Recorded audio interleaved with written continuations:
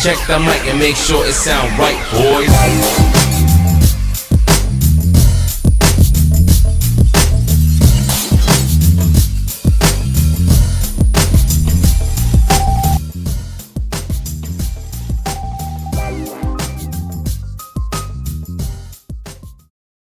Boy, the hits just keep on coming.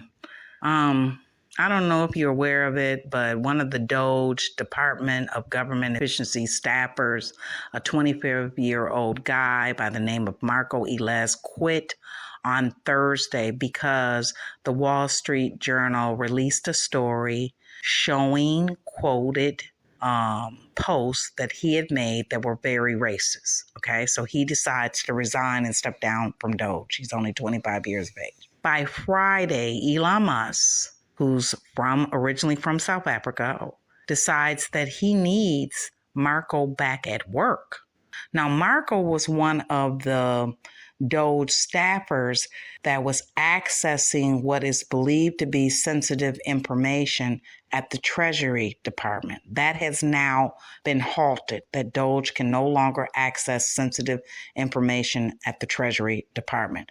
And I am not surprised. I was just waiting for that to happen, period, point, and blank. And it did. With that said, I think that Elon has brought him back, even though he has openly stated in these social media posts that he's a racist. And one of the reasons Elon pointed out that he brought him back is because our vice president, Vance, said, why not bring him back? Now, keep in mind, Vance is married to a woman. I believe she's originally from India, but her origin is of East Indian. That's for certain. So I don't know. I don't know if it matters. I don't know if they care. I'm just confused, I guess. But I digress. So I guess Marco is now back. But if you want to know some of the things that he said, just take a listen and read some of these quotes. The 25-year-old operated a now-deleted account, frequently posting racist and inflammatory content. In archived posts, he wrote, "Normalize Indian hair. Just for the record, I was racist before it was cool," and claimed that 99% of Indian H-1Bs will be replaced by slightly smarter LLMs. They're going back. Don't worry, guys. He also called for repealing the Civil Rights Act and expressed disdain for interracial marriage, writing, "You could not pay me to marry outside of my ethnicity."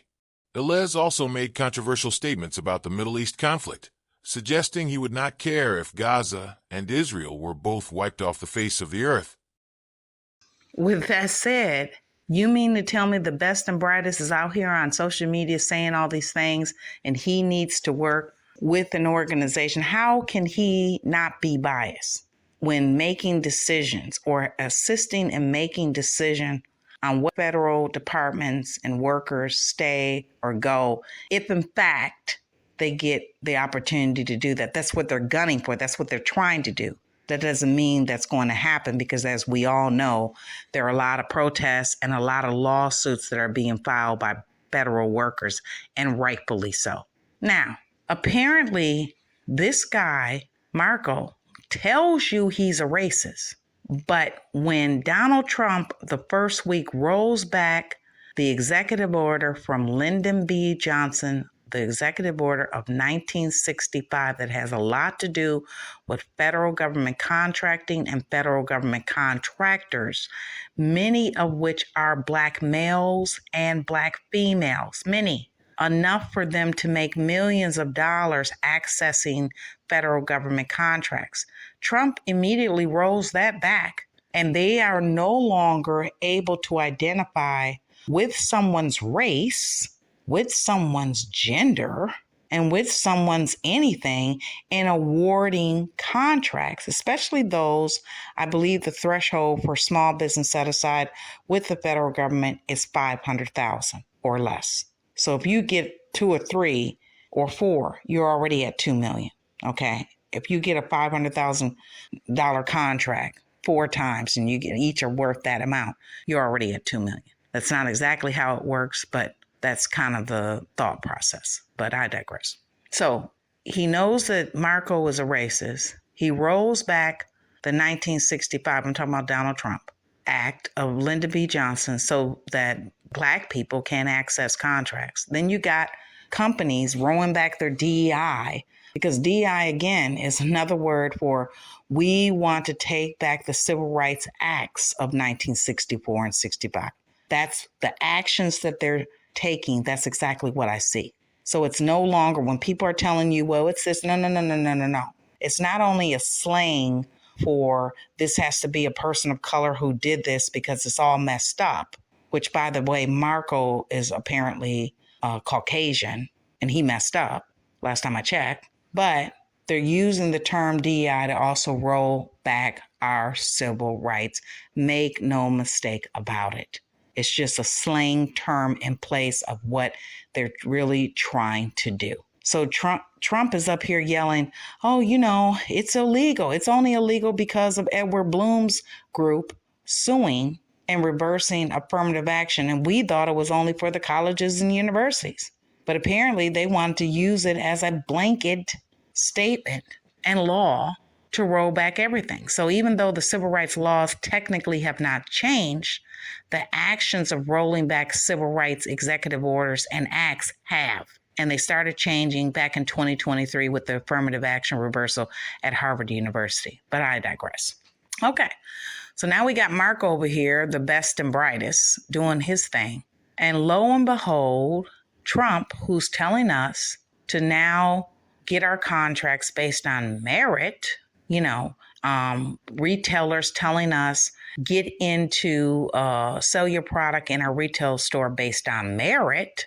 Trump is now over here as of, I think, this past Saturday or Friday, telling South Africa they're discriminating against the white Boers or Afrikaners or whatever they call themselves. Basically, those white people that came to South Africa to colonize it. Trump is accusing the government of South Africa of discriminating because they are considering redistribution of some of the land back to the native South Africans. Native would be the Black people. So all of a sudden now, Trump can recognize discrimination, believe it or not. But he goes a step further. He also decides to give an open invitation of a refugee program to bring the white South Africans over to the United States. So they have an open invitation to come over here because apparently the South African government is discriminating against them. They certainly should not work on merit to work the land. But we over here, Black people and other people of color, if you will, we need to work on merit. And one of the biggest issues we're having right now is with some of the major retailers telling us just that, because it's not really a law. They're just rolling back DEI, right? It wasn't hard 50 years ago to invent a product and then sell it at a major retail chain if you're Black in America, right? Or 30 years ago. It wasn't difficult at all, right? Of course it was. So if Trump can recognize that these so-called white South African, Afrikaner Boers, or whatever they call themselves, are being discriminated against because the government of South Africa is thinking about redistribution of land, some land, to the native Black South Africans, then why can't he see the discrimination that goes on and exists in this country? Apparently, Trump can see discrimination when it's not Black.